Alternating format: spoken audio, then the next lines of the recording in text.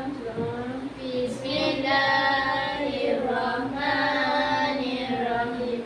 Allahumma ftah alaina hikmataka wanshur alaina min khazaini rahmatika ya arhamar rahimin. Rabbi shrah li sadri wa yassir li amri wahlul 'uqdatam min lisani yafqahu qawli. Amin. Allahumma salli salatan kamilatan wa sallim salaman tamman ala sayyidina Muhammadin lazi tanhalu bihil uqadu wa tanfariju bihil urabu wa tuqada bihil hawaidu wa tunalu bihil ghaibu wa husnul khawatimi wa yustasqal ghamamu biwajhil karim wa ala alihi wa sahbihi fi kulli lamhatin wa nafasin bi'adadi kulli ma'lumin lah. Terima kasih ya Ustazah. Okey, hari ni Ustazah ada bawa benda. Apa cuba kamu tengok?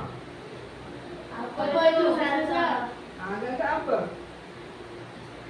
Jaga Ini main apa ni? Jaga.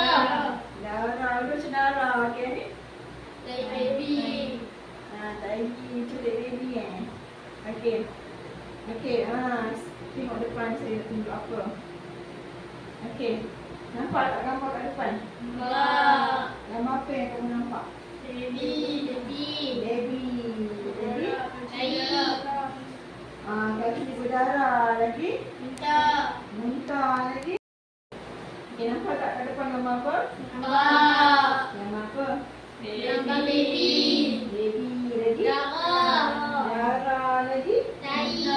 Dahi lagi. Muntah. Muntah lagi. Anjing. Izin. Izin. Okey. Saya nak tanya. Kalau kamu muntah, kan, sebelum kamu solat, kamu bersihkan dulu atau kamu terus solat? Bersihkan dulu. Kenapa? Ban najis. Sebab dia nak Najis. najis. Tapi kalau siapa ada baby? Saya. Kalau baby kan kencing, tempus kat pampers kan, kena kamu.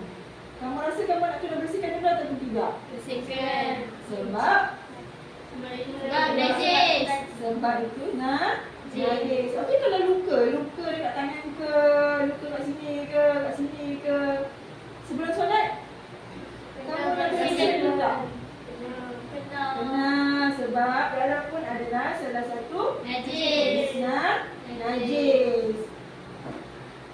Ustazah, Ya. kalau apa darah tu kan macam kita terluka, lepas tu tak sedap, macam sampai sembahyang betul tak? Kalau tak sengaja, tak mengapa. Boleh dia tu sebab kita tak sedar kan, kita tak perasan. Okey, jadi siapa nak tanya? Ustazah, Ha. kalau anjing tu datang dekat rumah kita, lepas tu kita kan main kat luar saja kan?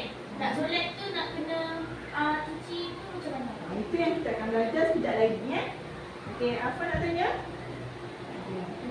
Okey, untuk hari ini kita akan belajar tajuk mari bersuci.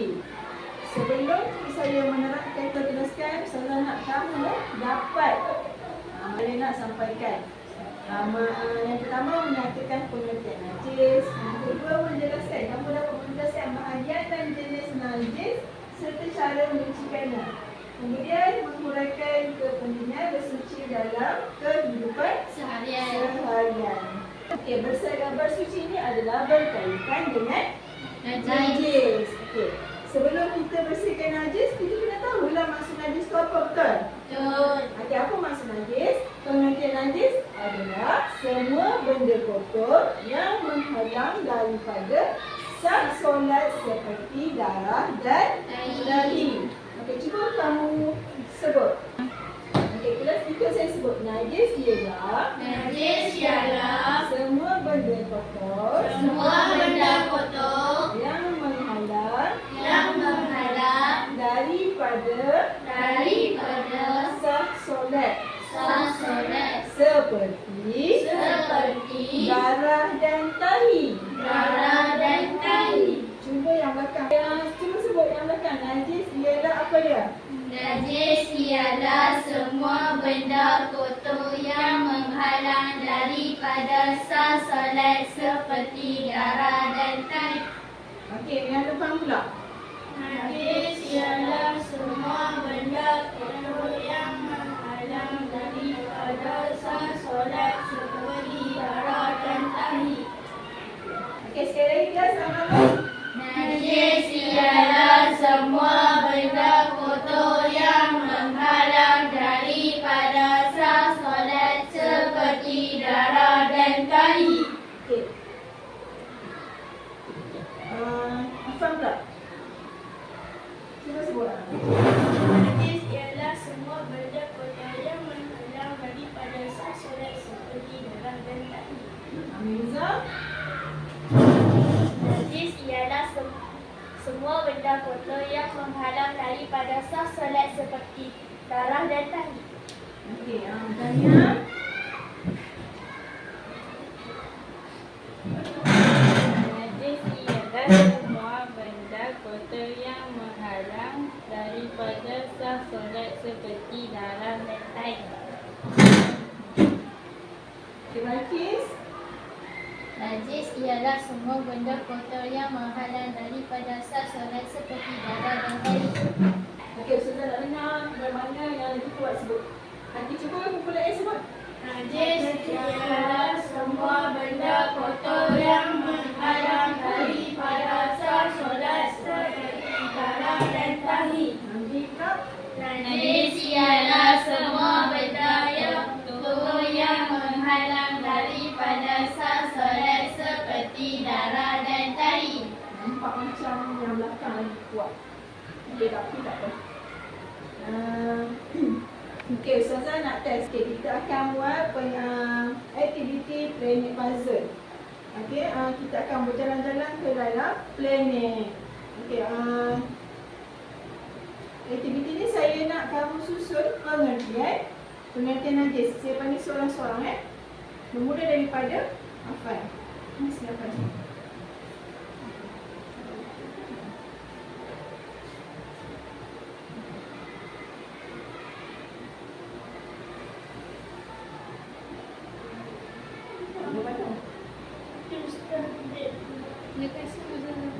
Okey.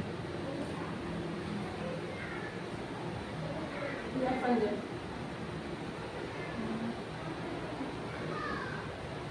Perfect.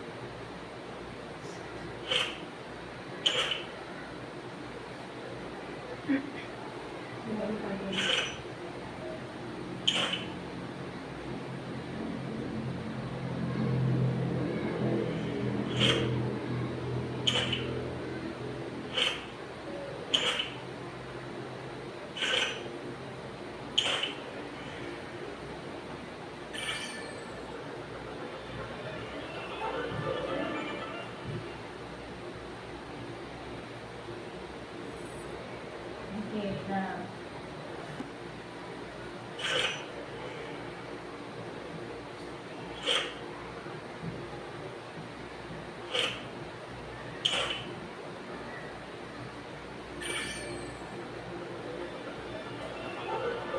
game complete. Skor 14 minit, skor 14, masa 1 minit 41 saat. Okey, lepas ni saya nak Suzana kamu buat lebih laju lagi. Siapa yang paling laju masa dia, dia yang menang. Okey, siapa nak? Okey, Balqis.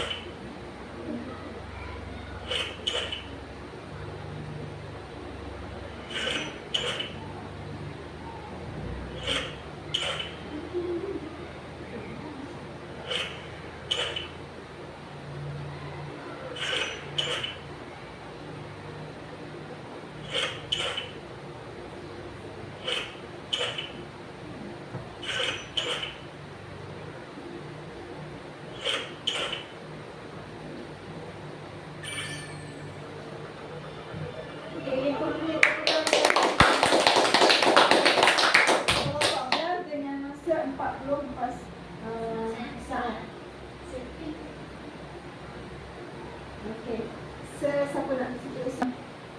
Okay, Alhamdulillah semua dapat menjawab game dengan baik. Maksudnya kamu faham lah. Kamu boleh jawab pengertian najis dengan betul. Okey, jadi kamu kena tahu yang najis ni adalah semua benda yang kotor. Benda yang kotor yang tidak boleh dibawa kepada asal solat. Contohnya apa? Contohnya apa? Darah. Lagi? Muntah. Dahi. Najis. Mana najis semua najis lah. Okey, apa dia yang najis? Nanam, betul? Okey. Seterusnya.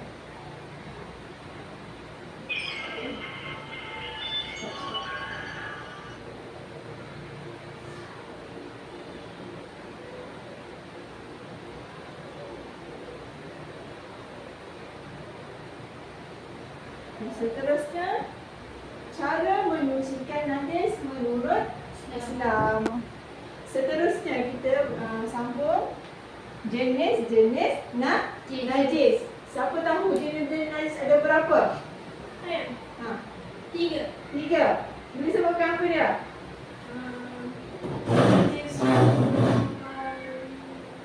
Saya Okey. ada 3. Boleh. Najis muqaffafa, mutawasitah, mughalazah. Okey, betul.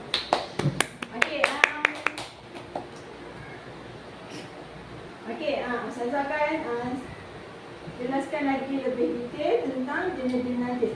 Okey, najis muqaffaf ialah najis yang ringan. Yang kedua, najis apa? Ketegangan. Mutawassitah, iaitu najis yang sederhana. Yang ketiga, najis mughallazah, iaitu najis yang berat. Okey, najis muhaffafah ni siapa tahu apa dia? Najis baby. Najis baby is bayi yang berumur bawah 2 tahun dan masih menyusu ibunya sahaja. Iaitu apa dia? Najis apa dia? Air kencing saja. Air kencing bayi lelaki yang berumur bawah 2 tahun dan masih menyusu ibunya sahaja. Okey. Najis mutawasithah pula adalah najis sederhana.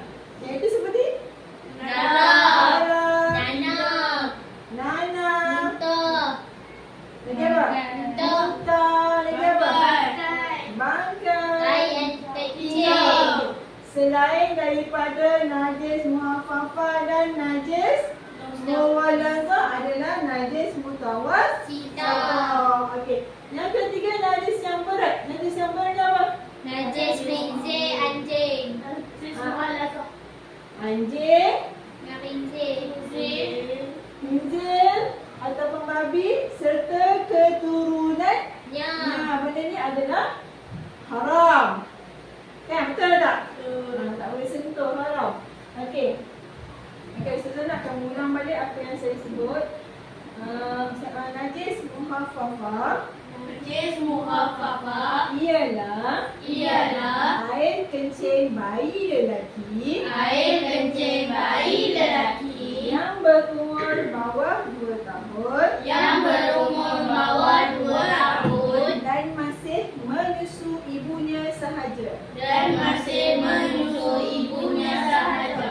Okey, najis mutawasithah Najis mutawasithah seperti darah, darah, tahi, bangkai, nanah nanah, dan sebagainya. dan sebagainya. Najis muwalazah Najis muhalazah ialah anjing, anjing, babi babi, serta keturunannya. serta keturunannya. Saya nak tanya. Najis berat apa dia? Najis muhalazah. Muwalazah najis ringan. Najis mutawasithah. Najis Mutawasithah. ringan. Najis ringan apa? Muhaffafah. Okey, najis yang sederhana. Mutawasithah. Okey. Contoh, saya bagi contoh. Contoh, kalau berus gigi tu diperbuat daripada bulu babi, boleh ke kita Haram. Sebab apa tak boleh? Sebab haram. Sebab haram, sebab najis muwalazah adalah Najis anjing, babi serta keturunannya. Okey, apa-apa yang berkaitan dengan anjing dan babi ataupun keturunannya tak boleh. Tak boleh guna. Haram. Okey, saya nak tanya Mirza.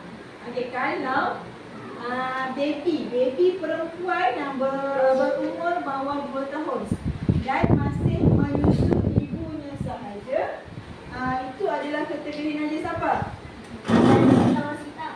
Betul, najis mutawasithah. Okey, betul. Beri tepukan kepada Mirza. Okey, seterusnya kita masuk cara menyucikannya.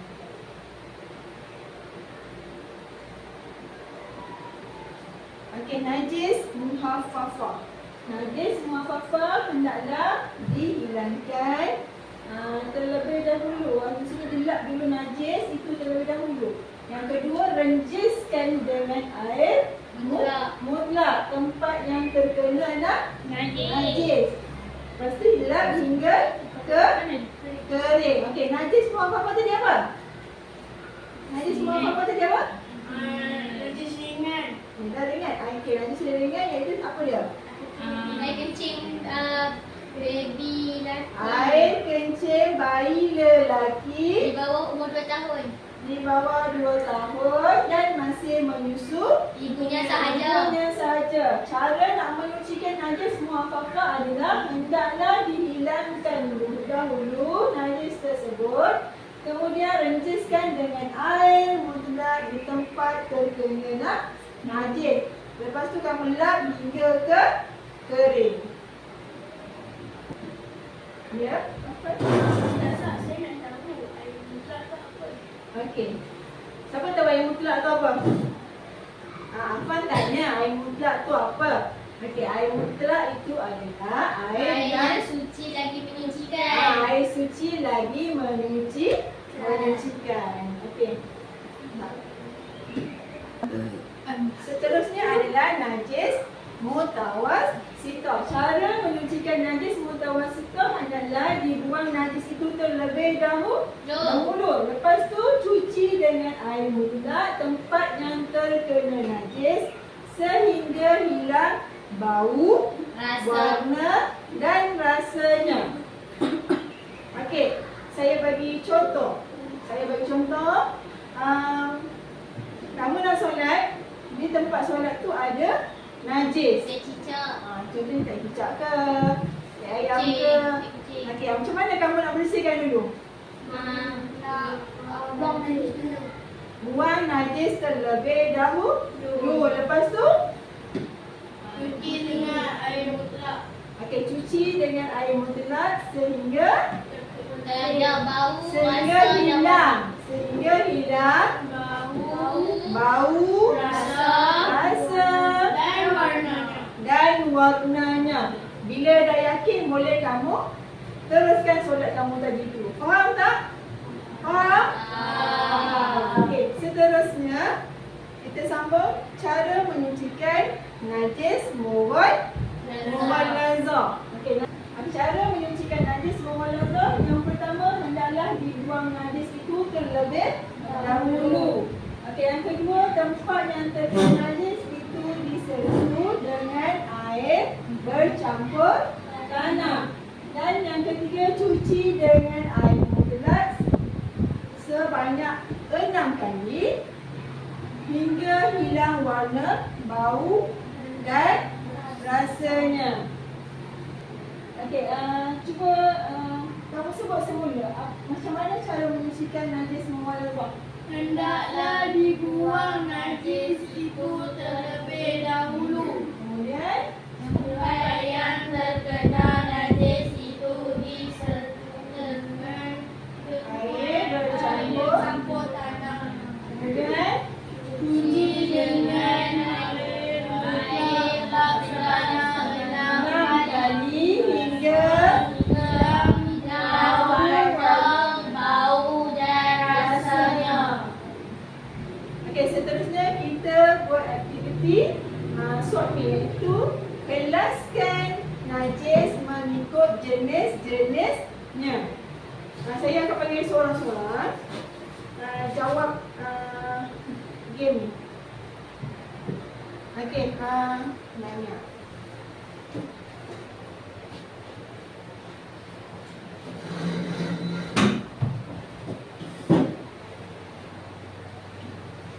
Tulis nama kamu.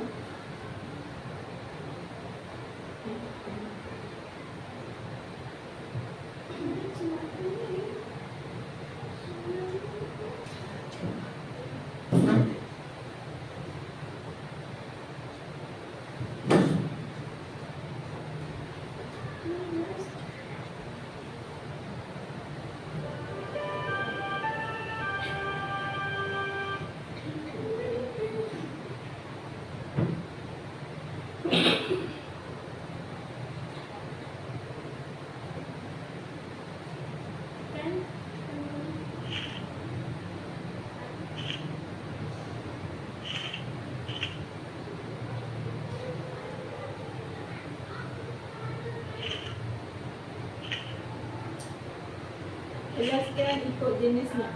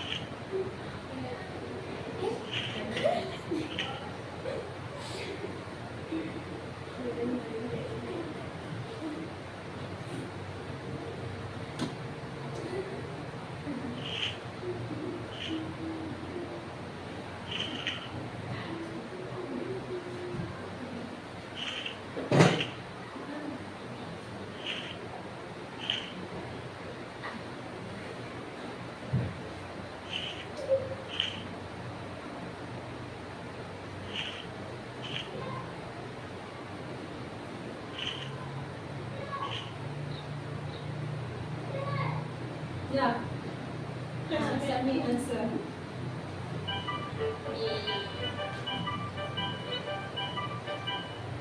Ada salah tak Dami yang buat? Ada. Ada macam mana bersalahnya? Okey. Game complete.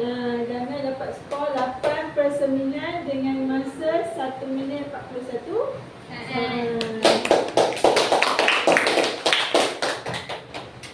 Okey, seterusnya saya nak Adalah.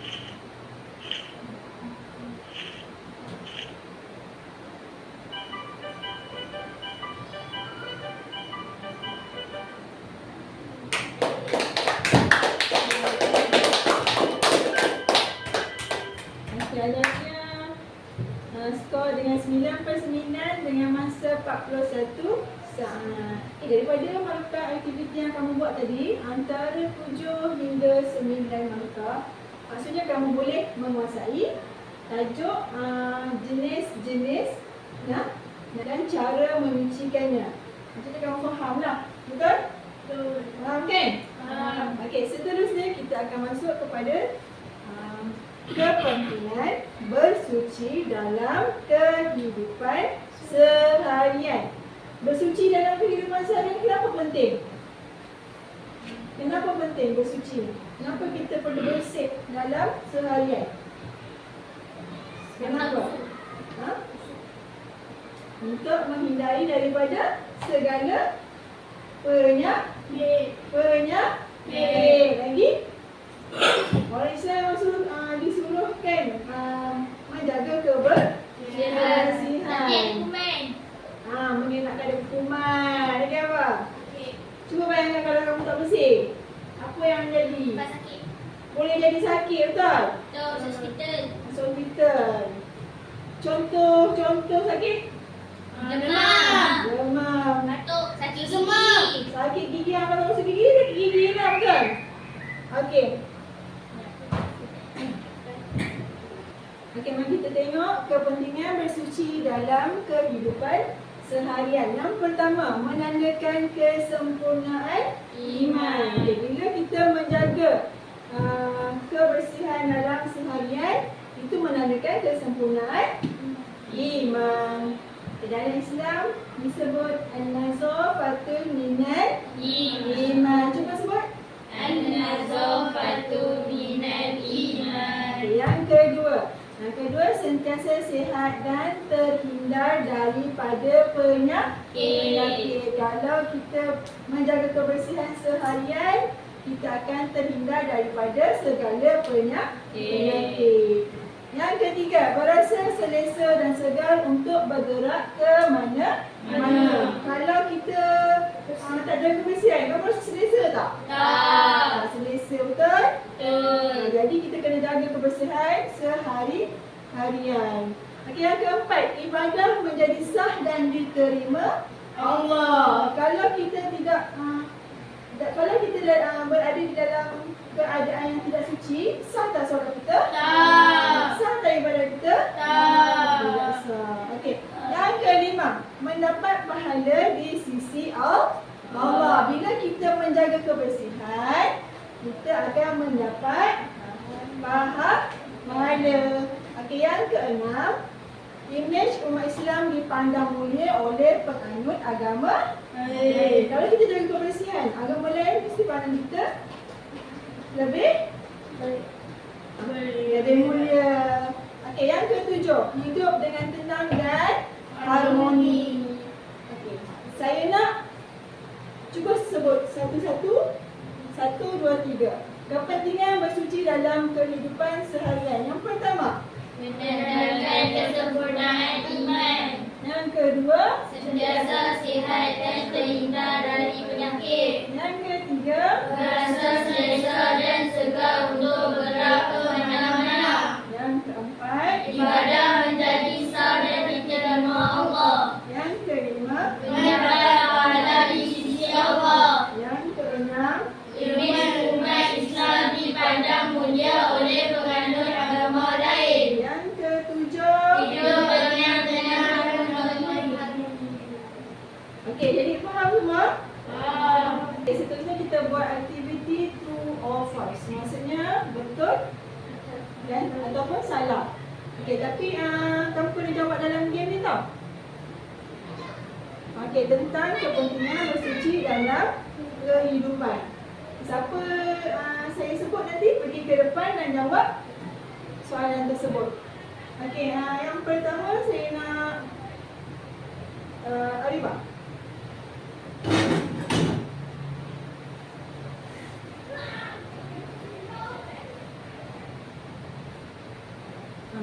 Terus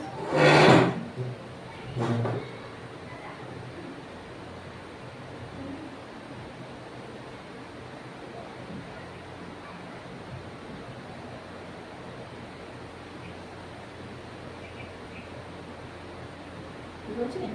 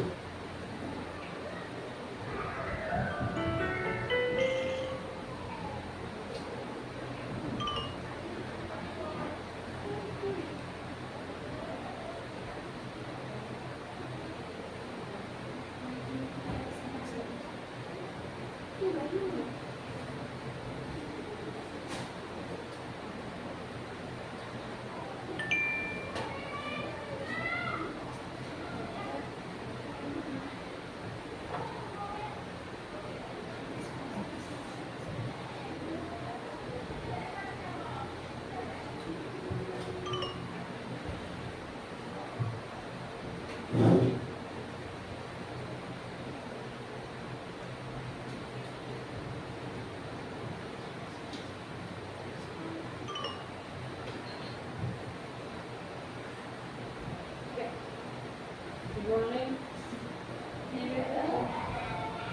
Betul dulu ya. Oh. Kami nama Arifah ya. Tak tolong lakukan.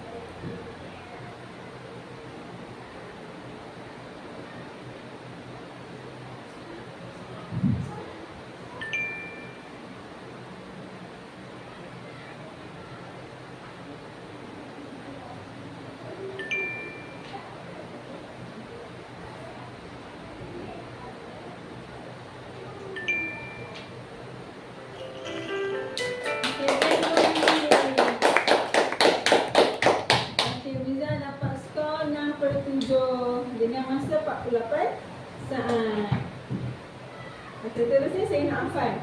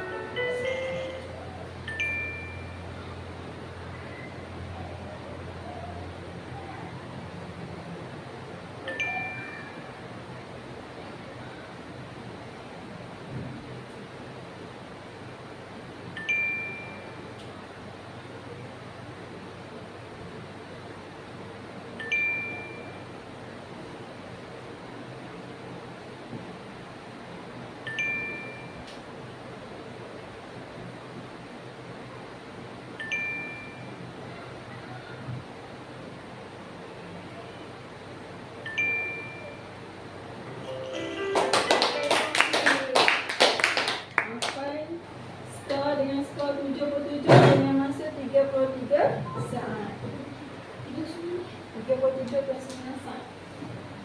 Okey. Okey, dengan skor pemakanan kamu buat tadi, saya tengok kamu boleh menguasai apa yang kita belajar hari ini. Okey, kejap lagi saya akan bagi kerja rumah dan saya bagi link untuk kamu siapkan di rumah dan saya akan masukkan ke dalam grup WhatsApp kelas. Dengan skor pemakanan kamu semua buat tadi, saya dapat lihat kamu boleh menguasai pelajaran yang kita belajar hari ini.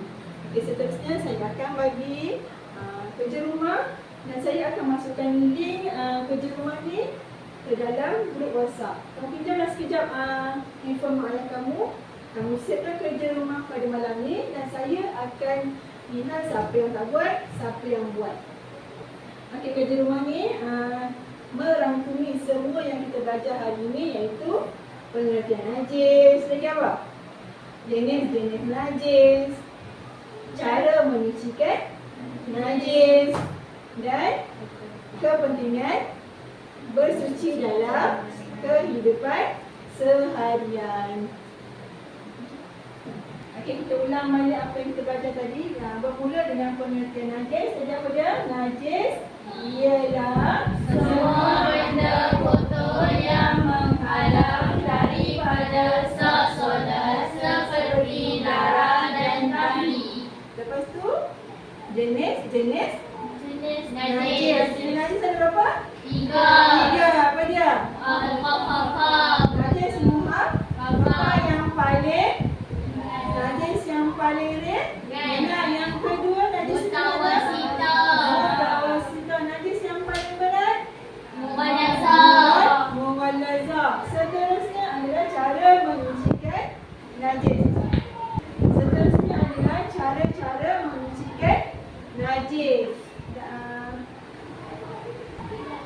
Kemudian kita belajar apa lagi? Kepentingan bersuci dalam kehidupan seharian. Itu yang pertama, menentukan Sempurnaan iman. Yang kedua, Sentiasa sihat dan terhindar dari penyakit.